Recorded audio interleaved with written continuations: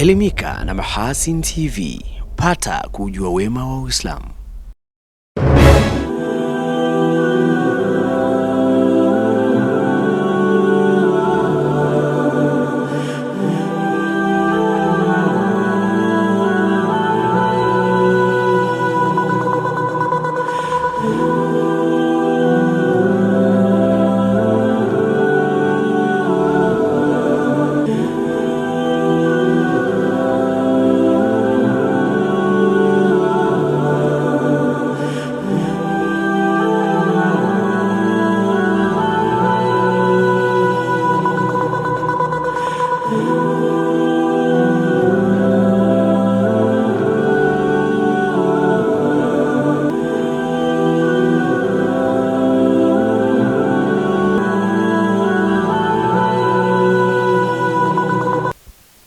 Assalamu alaikum wa rahmatullahi wa barakatuh. Haligani mtazamaji wa Mahasin TV popote pale ulipo. Karibu katika kapu la habari. Mimi ni Hilal Seif Riyami, nitakusomea habari za kitaifa. Na katika habari za kimataifa utakuwa naye Saadi Sulemani. Awali ya yote tunaangazia muhtasari wake. Zaidi ya shilingi bilioni 381 zimewekezwa katika awamu ya kwanza uwekezaji katika hati fungani ya Zanzibar Sukuk. Waziri Mkuu Kassim Majaliwa atoa wito kwa waandishi wa habari kutumia akili mnemba kama nyenzo na sio kuwa kikwazo. Katika habari za kimataifa, watu takribani 26 wameuawa na wengine kujeruhiwa wakati magari mawili yalipokanyaga bomu la kutegwa ardhini katika jimbo la Borno, kaskazini mashariki mwa Nigeria.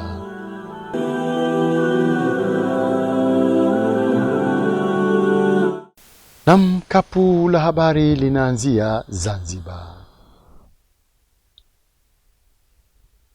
Zaidi ya shilingi bilioni 381 sawa na asilimia 128.33 zimewekezwa katika awamu ya kwanza ya uwekezaji wa hati fungani inayozingatia misingi ya sharia ya Zanzibar Sukuk na kuvuka makadirio ya awali ya shilingi bilioni 300. Rajab Shaban Matuga anatuarifu zaidi. Awamu ya kwanza ya uwekezaji katika hati fungani ya Zanzibar Sukuk imefungwa leo hii, ikiwa ni miezi takribani miwili tangu ilipozinduliwa mwishoni mwa mwezi wa pili mwaka huu 2025. Waziri wa Nchi, Ofisi ya Rais, Fedha na Mipango, Serikali ya Mapinduzi Zanzibar, Saada Mkuya Salum, amesema wamevuka lengo la makadirio ya awali ya kukusanya shilingi bilioni 300 katika awamu hii ya kwanza. Katika eneo hili kiwango ambacho tumekukusanya katika uwekezaji ni shilingi bilioni 381 milioni 384 laki 8,055,940 na senti 90. Ni sawa na asilimia 128.33 ya makadirio yetu. Rais wa Zanzibar na mwenyekiti wa Baraza la Mapinduzi Dr. Hussein Ali Mwinyi anawahakikishia wawekezaji wa Zanzibar Sukuk na wananchi kwa ujumla wake usimamizi na ufuatiliaji madhubuti wa miradi itakayotekelezwa kupitia fedha za Zanzibar Sukuk. Fedha hizi zilizopatikana zitapelekwa moja kwa moja kwenye miradi ya maendeleo yenye tija kama vile miundombinu ya barabara Unguja na Pemba, bandari jumuishi ya Mangapwani, kituo cha matibabu ya saratani cha hospitali ya Binguni, na kumalizia kazi ya ujenzi wa jengo la Terminal 2 la uwanja wa ndege wa kimataifa wa Abedi Amani Karume. Katika kipindi kifupi kijacho, Zanzibar itaanzisha soko la mitaji la Zanzibar, yani Zanzibar Securities Exchange, ambalo pia litachangia katika kupatikana kwa mitaji ya kuwekeza katika biashara mbalimbali pamoja na miradi mikubwa ya serikali. Hii ni hatua muhimu pia katika kufikia lengo la nchi yetu kuwa ni kituo cha fedha, yani financial hub. Serikali imesema mapato ya kila mwaka ya 10.5% na yale ya 2.2% kwa waliowekeza kwa dola pamoja na fedha za mitaji zilizowekezwa kila baada ya miaka 7 yatapatikana kwa wakati kama ilivyoainisha katika masharti ya mpango huo. Napenda kuhakikishia kuwa Serikali ya Mapinduzi ya Zanzibar imejipanga kikamilifu kutekeleza yafuatayo. Kwanza, mapato ya kila mwaka kwa wawekezaji kwa kiwango cha 10.5 kwa wawekezaji wa fedha za Kitanzania na asilimia 4.2 kwa wawekezaji waliotumia dola za Kimarekani yatalipwa kwa wakati kila mwaka kama ilivyobainishwa katika masharti ya mpango huu. Kukamilika kwa miradi hii kutaongeza fursa za kuimarisha maisha ya wananchi, utoaji wa huduma bora za kijamii na kukuza uchumi wetu kwa faida ya kizazi cha sasa na kizazi kijacho. Waziri Mkuu wa Tanzania Mheshimiwa Kassim Majaliwa ametoa wito kwa waandishi wa habari nchini kutumia akili mnemba artificial intelligence kama nyenzo ya kuwawezesha kutekeleza majukumu yao ipasavyo na sio kuwa kikwazo cha uhuru wao. Saadi Suleiman ana undani wa taarifa hiyo. Wakati dunia inaadhimisha siku ya uhuru wa vyombo vya habari, maadhimisho hayo kitaifa yanafanyika jijini Arusha. Na tunapoadhimisha siku ya uhuru wa vyombo vya habari duniani, sisi wanahabari wa Tanzania tunapaswa kuhakikisha kwamba akili mnemba inatumika kama nyenzo ya kuwezesha wanahabari na sio kikwazo kwa uhuru wa habari. Mgeni rasmi katika hafla hiyo, Waziri Mkuu wa Tanzania Kassim Majaliwa anawasisitiza waandishi wa habari nchini kuishi kauli mbiu ya maadhimisho hayo inayosema uhabarishaji kwenye dunia mpya, mchango wa akili mnemba katika uhuru wa vyombo vya habari. Kauli mbiu hii inalenga kujadili athari za teknolojia ya akili mnemba katika uendeshaji wa vyombo vya habari na uhuru wake wa vyombo vya habari. Lakini tumeanzisha pia mchakato wa kuandaa sera ya akili mnemba, na nyie mkiwa hapa, yale ambayo nimesisitiza kwamba onyesheni mahitaji ya mabadiliko ya sera, kwa mtumie majadiliano yenu ya leo kuhakikisha kwamba mnatoa ushauri sera yetu iweje kwenye eneo hili la akili mnemba, na kuhakikisha kwamba teknolojia hii inaendana na misingi na uhuru wa vyombo vya habari, kiswala uwazi, uadilifu katika uandishi wa habari, nayo pia tutaizingatia. Waziri Mkuu Majaliwa ameeleza serikali kutambua na kutathmini mchango mkubwa wa uandishi wa habari na vyombo vya habari katika kuhabarisha jamii, kuhimiza uwajibikaji na kuimarisha demokrasia nchini. Hatua tuliyofikia leo katika nchi, huwezi kutenganisha maendeleo ya taifa hili na vyombo vya habari, kwa sababu mtu aliyoko Lindi anajua mafanikio ya Arusha, anasikia mafanikio ya Mara, anasikia mafanikio ya Kagera, anasikia mafanikio ya Iringa, na kule Rukwa, Katavi, anajua kabisa kwamba nchi hii inapata maendeleo kutokana na mchango wa vyombo vya habari kwa kuhabarisha umma ya matukio yote ambayo yanaendelea. Na kwa hiyo kufanya kazi yetu tulenge zaidi kutoa habari zilizo sahihi na ambazo zinakwenda kuifanya jamii iweze kufanya vizuri zaidi wakati wote, na tuzingatie ukweli wa taarifa zetu. Profesa Palamagamba Kabudi ni waziri wa habari, anasema akili mnemba isiwafanye waandishi wa habari nchini wakafubaa, na badala yake wahakikishe wanaitumia vizuri katika utekelezaji wa majukumu yao. Mimi ni shahidi wa uandishi wa habari kutoka ambapo hakuna fax, hakuna telex, na unatumia simu ya mkono. Na nakumbuka baada ya Mwalimu kuhutubia taifa kutoka Bunazi, Uganda, baada ya vita vya Uganda, ilibidi kutuma habari kwa simu ili iwahi deadline. Sasa sauti ya simu ni ngumu, na newsroom sisi tulizoea huyu anapokea simu, huyu anapokea simu, huyu anapokea simu. Kwa tulizoea sisi kupokea habari kwenye kelele, na ndio maana napenda kelele, kwa sababu inanifanya nifikiri vizuri zaidi. Hayo, nyinyi mmepiga hatua kubwa leo katika uandishi wa habari, lakini teknolojia isiwalemaze mkadhani teknolojia ndio kila kitu. Bado hata hii akili mnemba imetengenezwa na binadamu. Kwa hiyo akili mnemba isiwafanye mkafubaa, mjue bado akili zenu zitumike.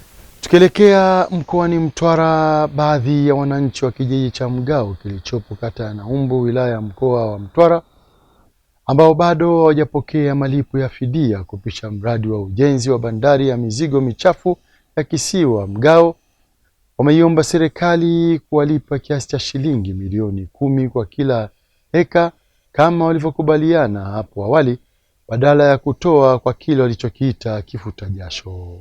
Baadhi ya wakazi hao ambao bado hawajapokea malipo ya fidia zao wamedai tangu mwaka 2015 kumekuwa na mvutano na serikali juu ya kiasi wanachopaswa kulipwa ili kupisha mradi huo, hadi makubaliano yalipofikiwa ya kutoa ardhi yao kwa kiasi cha shilingi milioni 10 kwa kila heka.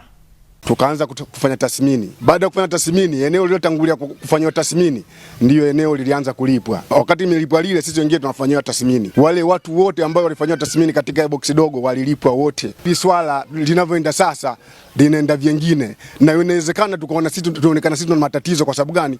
Hatutakuwa tayari juu ya ardhi yetu ichukuliwe kwa namna hiyo. Sisi ardhi yetu inabidi tulipe fidia kama walivyolipwa wenzetu. Lakini sasa sisi tunaambiwa kwamba tunataka tupewe kifuta jasho. Kwanza swala kifuta jasho hatulijui. Sisi tunachotaka kwamba kwenye maeneo yetu na sisi tupewe milioni 10 kama wenzetu ambao walipewa mara ya kwanza. Sasa tunamuomba Mheshimiwa wa Rais wa Jamhuri ya Muungano wa Tanzania awe mwepesi kutusimamia hili zoezi ili na sisi tujikute kama ni raia wema na wenye haki katika nchi yetu ya Tanzania. Kwa upande wao, mwenyekiti wa serikali ya kijiji aliyokuwepo madarakani kipindi ambacho mradi huo unaanza na mwenyekiti wa kijiji aliyopo madarakani hivi sasa nao wanaiomba serikali ya wilaya kukaa chini na wananchi hao kumaliza sintofahamu. Ile box linalojengwa sasa hivi bandari ni ekari 60, walilipa milioni 800 walipa wananchi. Kwa hiyo wananchi wamenufaika, wamejenga majumba, wanaendelea kupangisha sasa hivi. Kwa hiyo tunaiomba serikali walipwe fidia hawa kama waliolipwa mwanzo. Kama eneo lililojengwa bandari lile walipwe fidia kwa milioni 10. Mtu akipata eka yake milioni 10 ataenda kujenga nyumba, atapangisha, maendeleo yataendelea. Kwa elimu ya kifuta jasho hatuna. Kitu ambacho mimi napenda kuwashauri serikali iwasikilize wanangao kilio chao au wakulima wote wa Mgao na Kisiwa, kwa sababu swala la kifuta jasho wanaloliongelea halmashauri, kwanza wakulima wajui ni shilingi ngapi. Pengine wangejitokeza wakaja kuwaeleza kwamba kifuta jasho ni kiasi gani, pengine wangekubaliana nacho. Akitolea ufafanuzi sakata hilo, mkuu wa wilaya Mtwara Abdallah Moipaya amesema shamba hilo lina hati miliki ya serikali baada ya mwekezaji kushindwa kuliendeleza. Kwa nyakati tofauti, kuna mwaka ambapo kulikuwa kunapita tena Mkuza kwa ajili ya kupitisha bomba la gesi. Wananchi wa maeneo yale, kwa sababu baada ya kuonekana Mkuza utapita eneo lile, kuna baadhi ya wananchi baada ya kupimwa, kuna baadhi ya wananchi kweli walilipwa fidia, lakini kipindi hicho fidia hiyo ililipwa kimakosa kwa sababu maafisa ambao walifanya shughuli ile hawakuzingatia kwamba lile shamba lina hati ya serikali na halikuwa kwenye umiliki wa wananchi. Hivyo serikali ya wilaya ipo tayari kuwalipa wananchi hao kifuta jasho. Wamefikiriwa kusema kwamba watalipwa kile walichokiendeleza juu yake, ikiwa ni pamoja na mazao yaliyokuwepo. Kama wamejenga nyumba basi haina shida, pale watafidiwa hivyo vitu ambavyo waliviendeleza juu ya ardhi. Lakini kwenye fidia ya ardhi ina hati miliki ya serikali na hakuna mtu mwingine yoyote mwenye mamlaka ya kutengua hiyo hati miliki ambayo ya serikali, isipokuwa ni mtu mmoja tu ambaye ndio mwenye mamlaka ya kufuta miliki ya ardhi, Mheshimiwa Rais peke yake. Kwa hiyo ni swala tu la elimu, na tunaahidi tutaendelea kuwapa elimu. Ni sisi ambao tunahusika na kuwapa elimu, tutawaelimisha. Naamini wananchi wetu waelewa, watatuelewa. Serikali wilayani Tarime mkoani Mara imewataka viongozi wa serikali za vijiji vilivyopo katika kata Nyangoto kuchukua hatua za haraka kukabiliana na tatizo la uhaba wa mabweni ya wanafunzi wa kidato cha 5 na 6 katika shule ya sekondari Ngwe. Agizo hilo limetolewa na mkuu wa wilaya ya Tarime Meja Edward Gowele katika hafla ya kukabidhi vitabu vya masomo mbalimbali kwa ajili ya wanafunzi wa kike wa kidato cha 5 na 6 wanaosoma shule ya sekondari Ngwe. Tuna changamoto ya mabweni hapa. Mheshimiwa Rais ameshaleta fedha.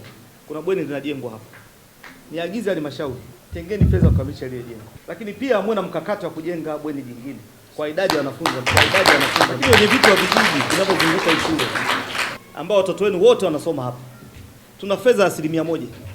Nilitoa maelekezo mkae madiwani, mfanye maamuzi ya kujenga bweni kupitia fedha 100%. Kuna kijiji kina mpaka bilioni 1 kwenye account, alafu watoto wana bweni. Kuna maana gani kuwa na hiyo hela? Kwenye vitu vijiji tuache ubinafsi. Fedha nyingi mnaingiza kwenye posho za vikao, zinaisha, watoto wana bweni, watoto wanalala kwenye maktaba au uongo? Kwa ni waagize madiwani kwenye ODC zenu mkakae, muangalie kwa kushirikisha vijiji vyenu ambao vinapata 100%. Jengeni bweni la kisasa. Mbali na vitabu hivyo, katika hatua nyingine, shule hiyo imekabidhiwa mashine ya kutolea nakala iliyotolewa na mdau wa maendeleo ambaye ni mkurugenzi wa kampuni ya Kioson Kihili Bartholomeo, baada ya kupokea ombi kutoka kwa shule hiyo. Uongozi wa shule ukaniambia bana, sisi changamoto tulionayo ni printer photocopy. tulikuwa tunahitaji. Nikamwambia basi hamna shida, printer photocopy nitawaletea. Nimeona leo nije kuwakabidhi, na wakati nakuja kukabidhi nimekutana tena na ni mkuu wa wilaya hapa kuja kukabidhi vitabu vya shule. Nimeona kumbe ugeni umekuwa ni mkubwa zaidi. Kwa hiyo nashukuru kwa hilo. Kikubwa mimi ninachosikitika sana sio kwa ile ni matokeo mabaya sana ya olevu. Matokeo yale kwa kweli hayaridhishi, yanakuwa ni mfano mbaya. Kwa hiyo tushirikiane kwa pamoja. Mimi kwenye kata ya Matongo na sekondari 4 tulikubaliana mitihani ijayo mkuu wa wilaya tunaenda kama sio kupunguza 0 tunaenda kuzifuta moja kwa moja. Lakini haitoshi. Bado tuna uhaba wa mabweni. Bweni letu ni moja. Watoto saizi hapa unakuwa unajua DC wanapoishi, wanapojihifadhi. Kwa hiyo tuombe tu kwa ujio wako hapa. Sanjari na hayo na kuja kutukabidhi matendo mazuri, lakini endelea kuiangalia Ingo Sekondari katika jicho ambalo watoto watapata makazi mazuri zaidi. Kwa upande wao, wanafunzi na walimu wa shule hiyo ambao ni moja kati ya shule zinazozunguka mgodi wa Barrick North Mara wanaishukuru serikali pamoja na wadau wanaoendelea kusaidia maboresho ya kitaaluma shuleni hapo. Nipende kutoa shukrani zangu za dhati kwa Mheshimiwa Dr. Samia Suluhu Hassan, kwani ameweza kutimiza ombi letu kwa muda mfupi. Ni wiki 2 tu tumeweza kuomba vitabu katika shule yetu, na pia tunashukuru sana kwani leo tumeweza kupokea vitabu ambavyo vinaweza kutukidhi form 5 na form 6 katika masomo yote. Kama wanafunzi hapo, tungependa pia Mheshimiwa aweze kututizama katika swala la maji kama alivyoweza kututizama kwenye upande wa vitabu. Kwangu mimi nimepokea ni msaada mkubwa sana, na tulikuwa kweli hatuna hivyo vitabu, na tunashukuru kwamba vimepatikana vitabu vya kutosha kabisa kwa wanafunzi ambao ninao 142 wa kidato cha 5 na wanafunzi 44 kwa kidato cha 6. Mimi ninashukuru sana, vitakuwa ni msaada sana na vitatunyanyua sana kitaaluma, na tutaenda kufanya maajabu katika somo la Kiswahili na masomo mengine yote kitaaluma. Tunashukuru sana.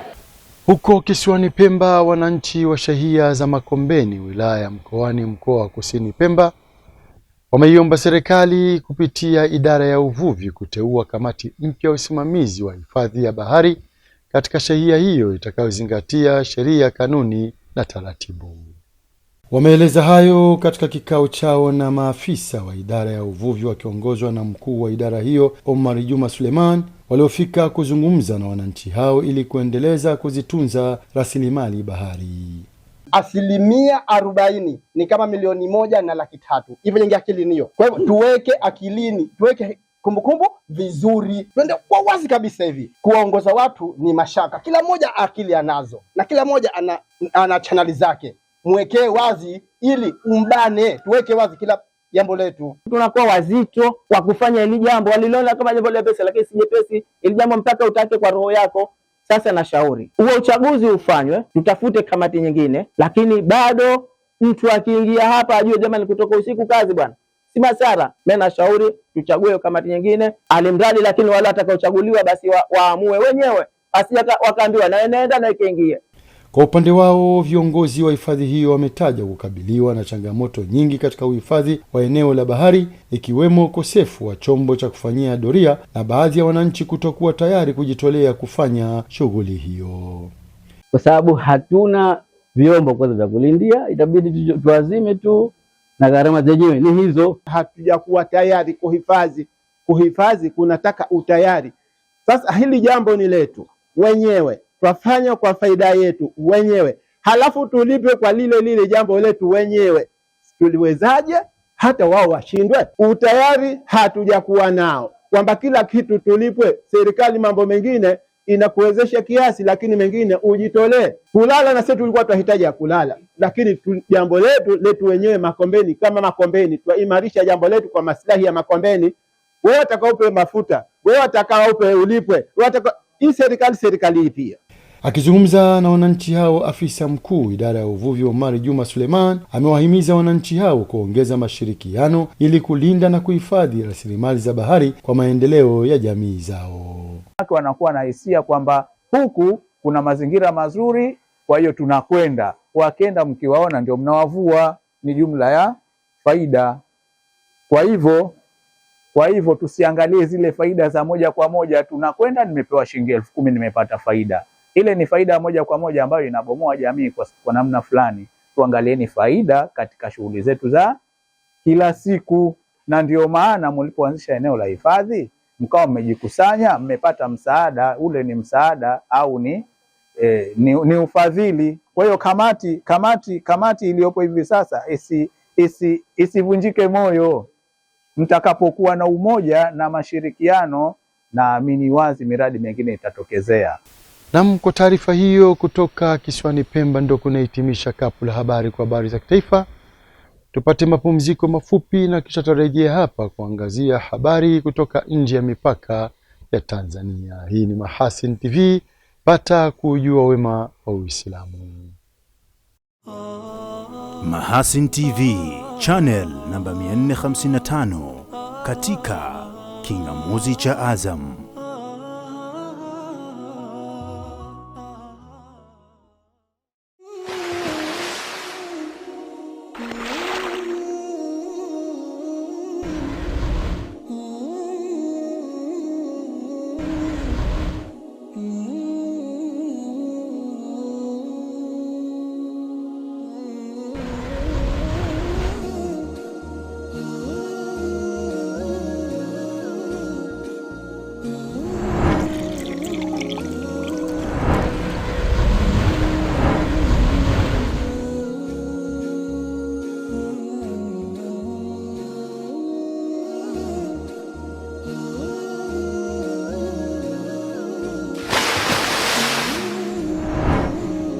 Kunywa maji safi na salama ya uhai.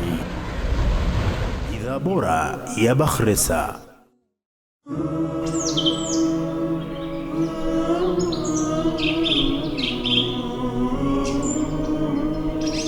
Mahasin TV, pata kujua wema wa Uislamu.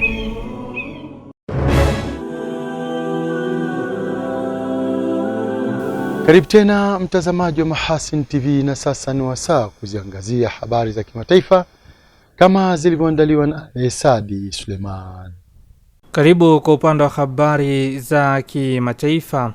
Watu wapatao 26 wameuawa na wengine 3 wamejeruhiwa wakati magari mawili yalipokanyaga bomu la kutegwa ardhini katika jimbo la Borno kaskazini mashariki mwa Nigeria, ambacho ni kitovu cha waasi. Shirika la kimataifa la usalama ambalo hutoa huduma za usalama kwa mashirika ya kigeni yasiyo ya kiserikali kaskazini mashariki mwa Nigeria limetangaza kuwa magari mawili yaliyokuwa yakitembea kati ya miji ya Ran na Gamboro Ngala yalikanyaga bomu la kutegwa ardhini. Taarifa ya shirika hilo imesema mlipuko huo umesababisha vifo vya watu 26 na kujeruhi 3. Hata hivyo, polisi wa jimbo la Borno haikuweza kutoa maoni yake mara moja kuhusiana na tukio hilo lililotokea siku ya Jumatatu. Wapiganaji na makundi ya waasi katika nchi hiyo ya Afrika Magharibi wamekuwa wakipambana na vikosi vya usalama kwa zaidi ya miaka 15 kaskazini mashariki mwa nchi hiyo, na mara nyingi hutumia mada za milipuko kuwalenga raia na vikosi vya usalama.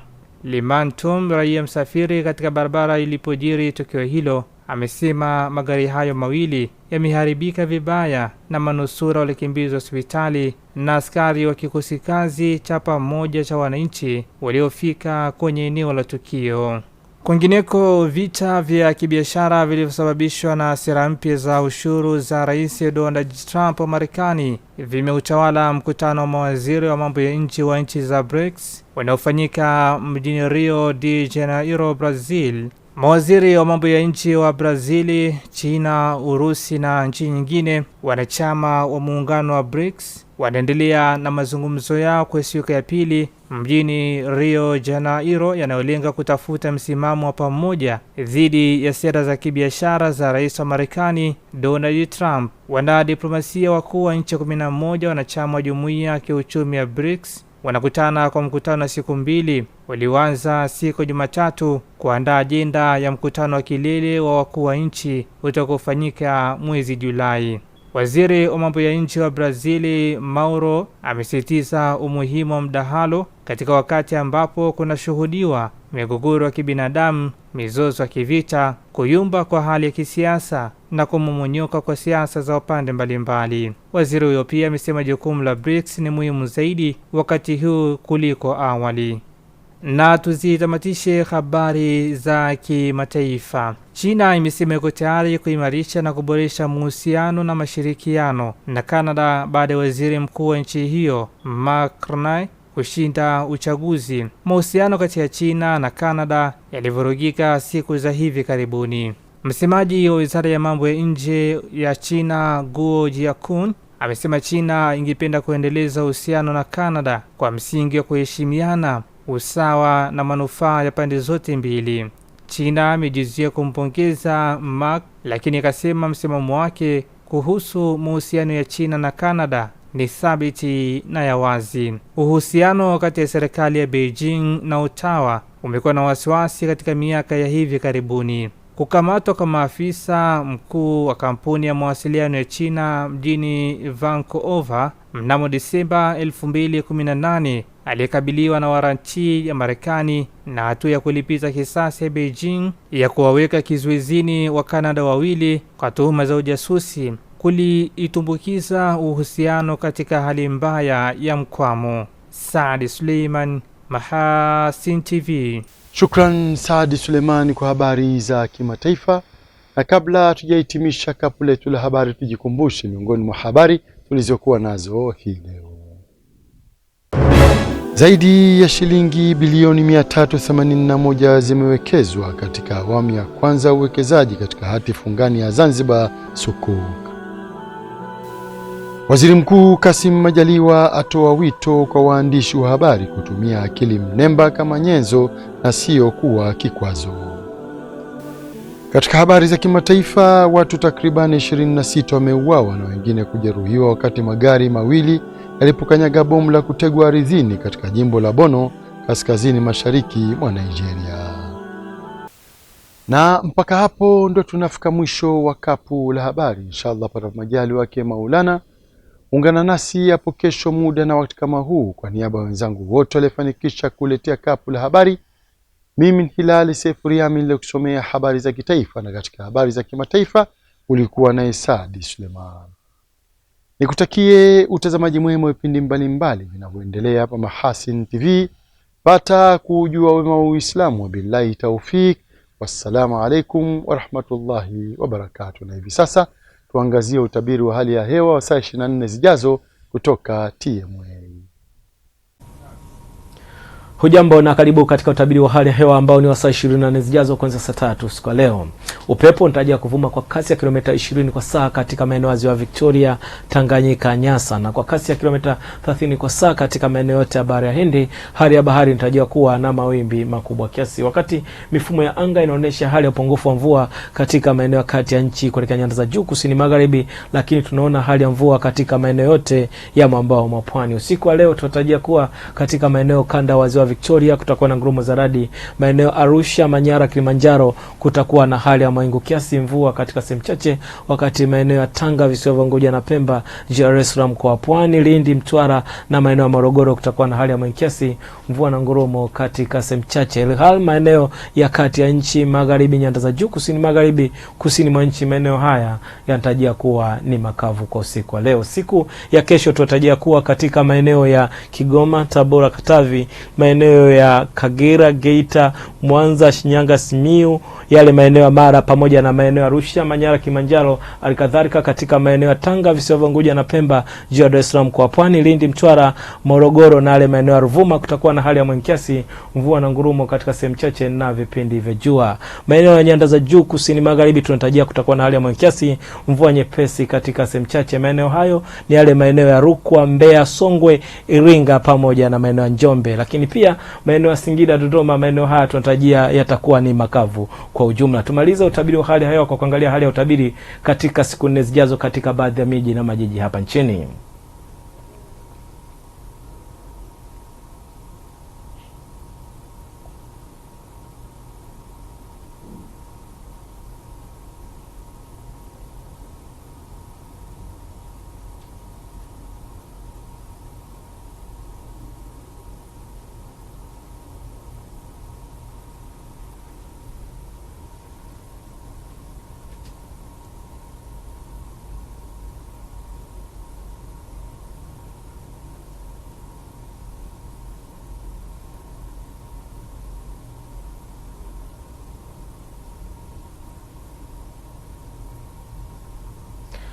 Kutoka mamlaka ya hali ya hewa Tanzania, langu jina naitwa Tunza Sanane. Asante na siku njema.